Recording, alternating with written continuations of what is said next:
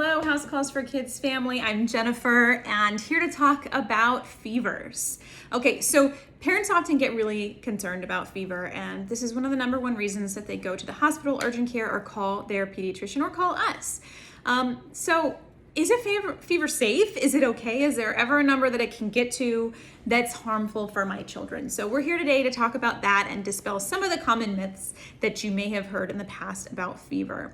So fever in itself is natural. It is our body's normal response to fighting off a virus or bacteria. So the fever isn't hurting our children by any means. It is caused by something in our body, basically a substance that is released by viruses or bacteria that trigger the brain to raise the temperature in our body. So imagine you're turning up the thermostat at home. So we have a new set point when we're sick and it's higher.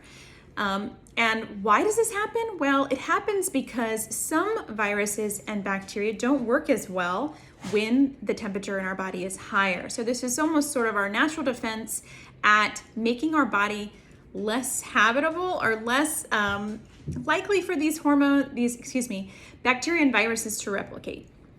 So fever is okay. It's not to be alarming. So can a fever ever get to a number that can hurt you? Not naturally, no. There is no number that says you need to go to a hospital. There is no number that says you need to go to the pediatrician or to an emergency center.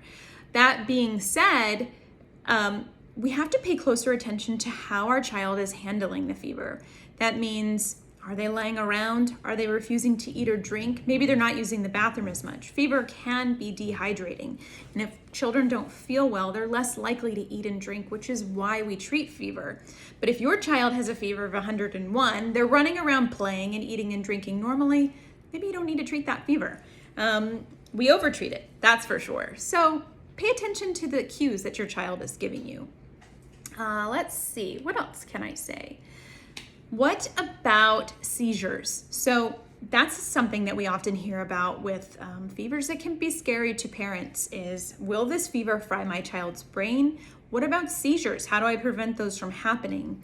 Not everyone is going to have what we call a febrile seizure, which is a seizure brought on by fever. It's not a specific number that it gets to that leads to seizures. It's more how quickly that temperature rises in our body. We don't necessarily know which child might have a febrile seizure, and febrile seizures in themselves are not harmful. They are typically benign, and there's nothing to do except for just regular fever management. There are characteristics that might be more concerning. So should your child have a febrile seizure, it is important to be evaluated by a healthcare professional.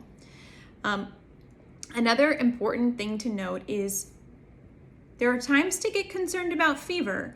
Now, if your child is under the age of 6 months of age, you need to seek medical attention when they do have a fever. When your child is 2 months of age and under, it's really important that they get seen right away when they do have a fever. And the reason for that is that they just don't have the same immune system that bigger kids do, and they have yet to have their immunizations a lot of times, which puts them at a higher risk for things that can be serious and cause death or damage to their bodies, long-term damage. So it is really important for them to be evaluated, and we don't want to treat it at home and wait. Otherwise, bigger kids and vaccinated children are pretty well protected and just need to follow up with your pediatrician to see what is the source of the fever. I hope you find this information helpful. If you have any questions, as always, send them our way. We are happy to help.